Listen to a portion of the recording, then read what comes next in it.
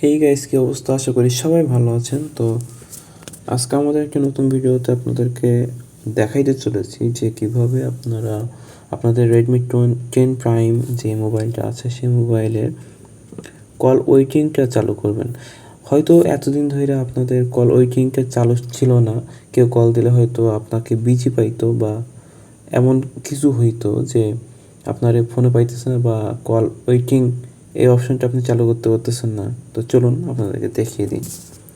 তো প্রথমে আপনারা যেমন হচ্ছে সেটিংসে যাওয়ার পর এখানে আপনার সার্চ দিবেন হচ্ছে কল ওয়েটিং।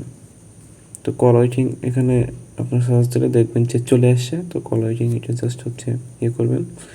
এখন আপনাদের কোন নাম্বারে কল ওয়েটিংটা আপনার চালু করতে যাচ্ছেন বা কোন নাম্বারে বন্ধ করতে যাচ্ছেন এটা আপনার এখান থেকে দেখে নেন। এয়ারটেলে যদি চান তো এরকম হচ্ছে আপনার এটা এরকম বন্ধ থাকবে। ওকে, তো জাস্ট আপনারা এখানে অন করে দিবেন। টার্ন অন করে দিলে আপনারা এটা চালু হয়ে যাবে। ওকে, এটা চালু হয়ে গেলে গ্রামীণ ফোনে আমি জাস্ট এখানে এটা মনে করেন যে বন্ধ আছে, তো আমি জাস্ট চালু করে দিলাম।